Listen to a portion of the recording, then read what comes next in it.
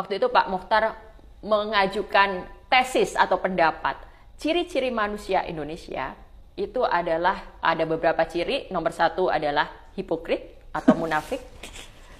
Lalu nomor 2 adalah enggan bertanggung jawab, enggan mengambil tanggung jawab. Lalu yang ketiga feodal. Jadi kita ini masih punya ciri-ciri feodal ini. Lalu yang keempat misalnya ada dia artistik, memang kita punya rasa seni yang tinggi dan percaya tahayul. Ini pendapat Mochtar Lubis yang dilihat atau disimpulkan dari pengamatan dia gitu.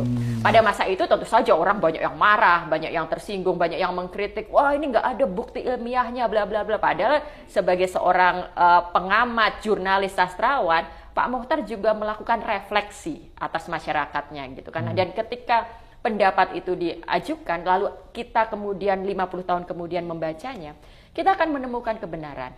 Ketika kita mendengar bangsa kita disebut, orang Indonesia disebut munafik atau hipokrit gitu, kita jangan langsung marah. Itu bukan dalam arti sepenuhnya karena salah kamu orang munafik. Tapi misalnya kemunafikan manusia Indonesia itu dibentuk oleh sistem politik dan sistem sosial.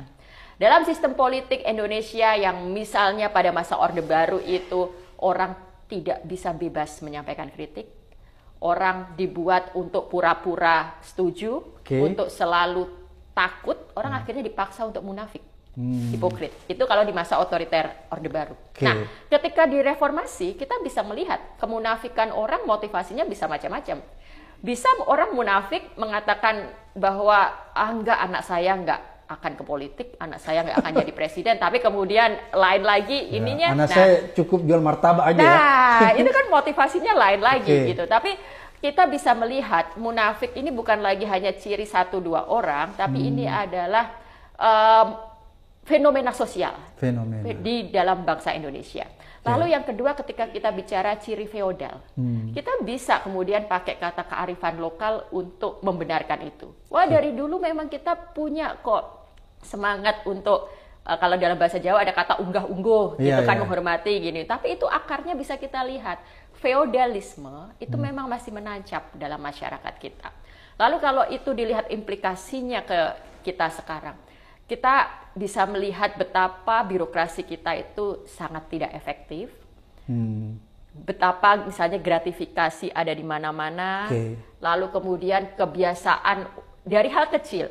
Bagaimana kalau sebuah acara dilakukan gitu kan, kita akan sibuk dengan hal-hal yang sifatnya seremonial, sesuatu yang sifatnya tidak substansial, tapi hanya untuk menempatkan si pejabat dengan segala tata aturannya. Itu kan sebenarnya warisan dari feodalisme. Kemarin sempat viral tuh Bang, kan Perdana Menteri Singapura baru dilantik nih. Lalu dia bikin rapat pertama dengan kabinet.